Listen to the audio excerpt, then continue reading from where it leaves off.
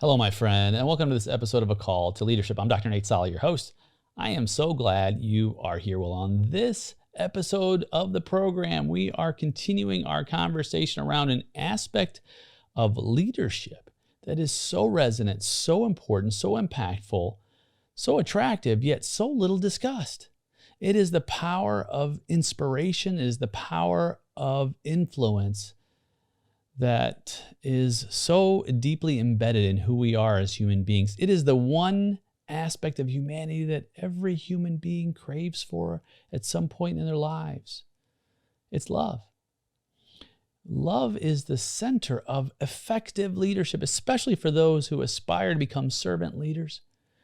And love, not necessarily that we are thinking of someone in a romantic way. It is the actions and the attributes and the characteristics that are ingrained in effective leadership. Patience, kindness, not being a person who has a desire to be envious or boastful or full of false pride.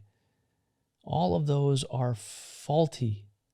No, those are ideals that those who walk in a leadership model that loves are ones that are able to transform lives, to do far greater than they ever thought possible. It's an attitude of superior strength, not weakness. It is an attitude of giving, not taking. It's an attitude of success. And so as we continue this journey, we've been talking about this attribute for 5 episodes. This is number 6. And our 6th installment is that leadership or love is not rude. And another way to put it is does not dishonor others. What does it mean to be rude? Does it matter in society? Are we in a place in society where we dishonor each other so incredibly much? I think the answer is yes. I think that we are in a place where we cancel people. We are so incredibly pervasively biting. That's what rudeness is. It can be likened to like a bitter wind chill, and it seeps into the interactions between people. It leaves discomfort. It leaves disconnection. Honestly, friend, it's insidious. It undermines the fabric of society by eroding trust, eroding respect, eroding cooperation. And if we don't get a hold of it, if we don't get a hold of incivility, it can stand between us and the power of real, true, meaningful change that's healthy. And so if you have sharp business acumen, if you have a strength of character, I invite you to encounter this idea of taking rudeness, taking this heinous practice of dishonoring one another and setting it and casting it away. Because you might have been a person, I've been a person, or you might know someone who exhibits dishonoring in business. Maybe you know someone who just publicly criticizes, just very critical of others during a board meeting or any meeting, belittling teammates' ideas, leaving people feeling humiliated. Maybe you've seen people who have been massively impatient, quick interrupting others with abruptness of hand gestures. If discussions don't go this person's way, maybe looking at the watch or rolling eyes. Perhaps you've been around people who have been dismissive, checking your phone constantly during a presentation, just lack of interest. In a business environment, this is rampant. And as business people, we have to set the standard in our environments to approach our leadership with, first of all, modeling kindness, modeling a gentle spirit that is not demeaning, that is not condescending, that's not dishonoring. You want to honor people because that honoring of others is contagious. And the contrary, dishonoring people is also contagious. And it's up to us in business to set the tone and to set it clearly and to set it immediately and to let people about the non-negotiability of what we say, because our words matter. Our words are what bring forth life or destruction. Think about that. Think about the human tongue, the most powerful muscle on the planet, and it's so small. But what it does is it allows us to speak. And when we speak are ideas, and those ideas manifest themselves into reality, and that reality becomes how people understand what they believe. And what they believe ultimately guide people's actions, and their actions guide how their outcomes begin to manifest in their days and societies. The tongue has the power to build, and it has the power to destroy. That's how powerful our language is. That's why it is so critical and incumbent upon us to use language that rises people, not destroys them, not belittles them. That's why I love the scripture in Ephesians 4:29. And I've said this before on the show. I love this scripture because it says this: let no unwholesome words come out of your mouth, only those which are good for building others up according to their needs, so that everyone who hears may benefit. Wow. What would a world look like? What would a world look like where we all shared in that kind of language, in those kind of words? In our families. You know, families are so fragmented right now, friend. Families are so divided right now, especially after the pandemic and the isolation and all of the challenges that we're facing as families. We're facing challenges at connecting. We're facing challenges at collaborating. We're facing challenges as simply being together. And we need to break that. We need to get back to loving each other. You know, in a family, sarcasm. You know, I've said so many sarcastic comments, and it was my standard response. And I had to stop those sarcastic responses, and I haven't fully arrived. But you know, when others have problems, don't be sarcastic. Don't say, "Oh, well, got to try harder next time," or "That wasn't very smart." You know, those are comments that destroy. They don't build up. Neglect. I mean, look, being rude or dishonoring isn't just what we say. Sometimes it's simply what we do. You know, if we miss commitments with our family dinners without notice, if we prioritize our work calls over our spouse's attempts at conversation. Look, I'm guilty, but I want to tell you this. We have to make a stand. We have to say no more. When I am present, I will be fully present, because it's rude. It dishonors you when I'm not fully present, when I don't fully listen, when I am double-minded, when I'm on my phone or when I'm watching something and you want my attention. I wouldn't do that with an important business meeting. I wouldn't do that if I was closing a deal, would you?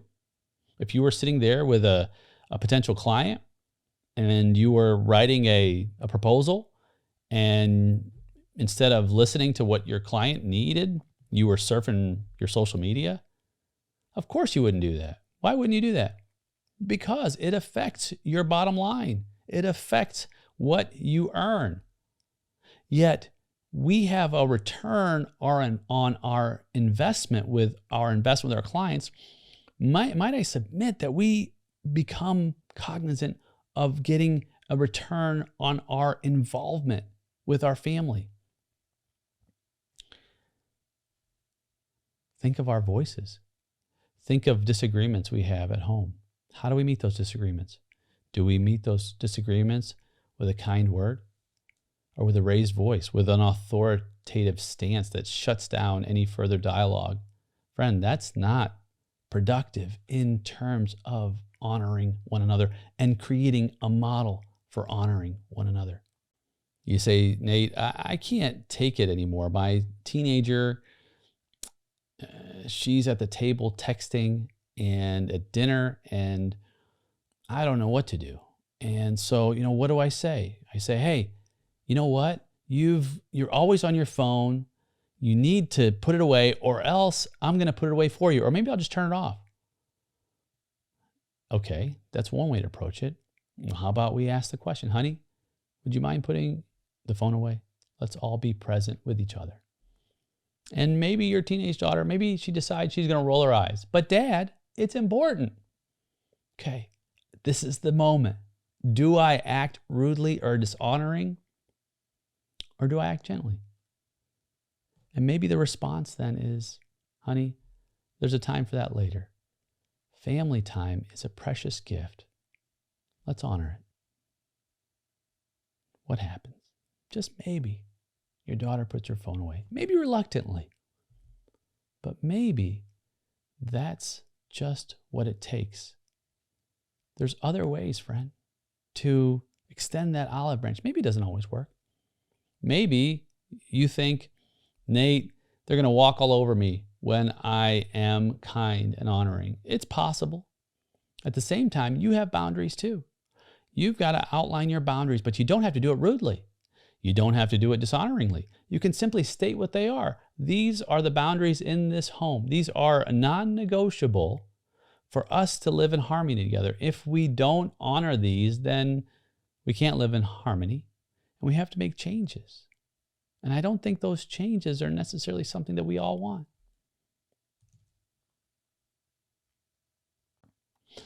Maybe it's not at home. Maybe it's in the car and someone cuts in front of you. What do you say?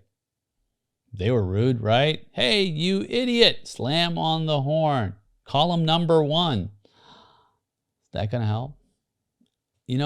I've eliminated finally. It took me a while, but I've eliminated that from my purview. If that happens to me, then I just let them go. I don't even honk my horn. Usually when I'm at a stoplight, I kind of just try to tap it if someone doesn't see the light. And just be honorable. There was someone in Starbucks several years ago, and we were both trying to get in at the same time. I was a little ahead. I slowed down, and I let them through because I just wanted to show them a little kindness, a little honor. And it would have been rude of me to try to slam my way in. We both kind of slowed down, and I gave them the right of way. Guess what? When I got to the front, my coffee was free because that person paid it forward. Well, I guess they paid it back. So there are benefits to that. It's not always going to be the case, but we have to lead by the example, whether or not we expect anything in return, by the way. You don't have to get anything in return because that's what seeds are. You don't always see how seeds germinate. What we say, what we do, that's like spreading seeds. So we can either spread good seed or we can spread bad seed. Good seed is seed that's effective and it's helpful. So when I spread good seeds of what I say and I do, I don't know if they take root. It's not my job. My job isn't to do that. That's God's job. That's the other individual's job. Well, my only job is to continue to spread good seed. And it's going to take root on good soil that gets nourished. And I'm going to keep spreading good seed wherever I go. And it's going to take root wherever it should. When I spend time now thinking about what I'm going to say, I do my best to share in my own mind what I'm going to say and think through what the reactions are from others. And if the reactions are not the desired reactions based on a productive or unproductive word, man, it translates into a much different experience. And so think about that, friend. Think about before we speak. My mom used to always say, think before you speak. Did you ever have a parent who said that? It took me a while to figure that out. But eventually I began to, what did she mean? We always, everyone thinks before they speak in terms of their brains are working, but she didn't mean it that way. She meant take some time to consider the weight and the influence of your words. Take some time before those words are released into the world to take dominion over them, to have control and power over them, and shape them like you would a sculpture. so that they are attractive, so that they help you to achieve what you desire to achieve. It's okay if it takes a little longer to speak. In fact, it says be slow to speak. Be quick to listen. Be slow to anger. We're talking about anger soon. So when we speak, take your time and allow yourself to think through how each set of words might find its way into the ears of the individual who you're speaking with. And are those words such that they help them? Now, that doesn't mean that you're falsely speaking or just simply speaking because you want to be charming or say things that are flowery because you want something. No, you can be honest, but do it in a way that's respectful. Do it in a way that's honoring. Do it in a way that's not rude. And when you do, you'll find that people begin to look at you differently. They begin to approach you differently. You become safer to them because you're intentional about what you're saying that is helpful. Because you can either be an adversary or an ally, one or the other. And an adversary is going to attack you. Are you the kind of person who attacks others, who's critical of others, who's condescending, who's belittling, who spends your time breaking people down at their expense so that you can feel bigger yourself? You're not very big. In fact, that's weak and it's cowardly. The strong one who's secure in themselves, because you're not insecure, by the way, when you're like that. When you are secure in yourself and that you can share good words, you can help. If someone's in trouble, by the way, and how they're behaving, rather than saying things that are snide, like, oh, that was really classy. That was really a good idea, right? Because that really is sarcastic. What you're saying is it's not. What you want to say, what the best thing to say is just ask, hey, what's going on there? I'm just curious. I'm not judging you, but I'm curious. What was going on? Ask people. Listen to people. And then provide positive feedback. Well, I understand. Here's my perspective on it. I may have done that in a different way.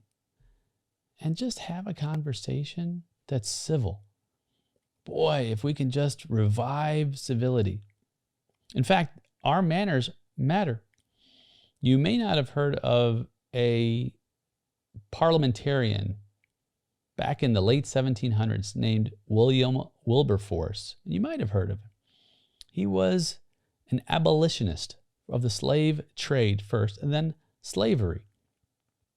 And he found that he was unable to get a bill to pass to abolish the slave trade through Parliament on the merit of the heinousness of slavery itself. And so what did he do? He set out with a group called the Clapham Circle to reform manners. In fact, that was the idea, reformation of manners. In other words, what? To be not dishonoring, to not be rude, to be kind, to have decorum. And through this changing of the culture of people's thinking, they began to make changes in the behavior of the government. And eventually, the slave trade was indeed abolished through a bill that Wilberforce proposed again and again and again. He didn't give up, but he went around the other way. How valuable is honoring one another? Honoring the human being who's being enslaved and carried across the ocean to likely have disease and perhaps even die. It's completely dishonoring to the human condition. And so you can see how this belief in honoring one another carries such great weight in society. Let us find ways to follow in his footsteps and honor one another. It is a slippery slope in society when we begin to dishonor. It is a slippery slope in our families, in our cultures, in our communities, in our businesses. So let us embrace that so that we can fight off this isolation. We can fight off the negativity that we cause. We can have an awakening and a change. Let us be introspective. Let us go on a journey, embark on a journey of self-discovery and improving the human condition together.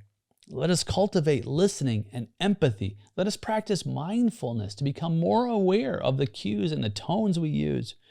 Let us embrace gratitude. Let us express genuine thanks and appreciation every single day. And let that icy exterior thaw out. When we're in business, let's offer constructive feedback. Let's encourage collaboration. Let's encourage problem solving. Let's take those family dinners and let's make it a sacred time for sharing stories and sharing laughter without the interruption and the intrusion of technology. Let us embrace acts of kindness so that they become second nature. Let us hold doors open for strangers. Let us engage friendly in small talks with neighbors. Gosh, how about that one? Let's volunteer for local charities and just begin to see the world around us in a way that we can cherish and value it. In the few moments that we're here on this planet, let's spread some warmth. Let's have the power of reminding ourselves that change is always within reach, and it's beckoning us to shed these layers of rudeness and dishonoring that may have formed over time, to embrace kindness, civility, respect in every facet of our lives, and be inspired to be transformed and make a conscious effort every day to treat each person we meet with dignity, with grace, because in changing of our own behavior, we will contribute to a society where respect is the norm, not the exception, and an environment where everyone, and I mean everyone, can thrive together.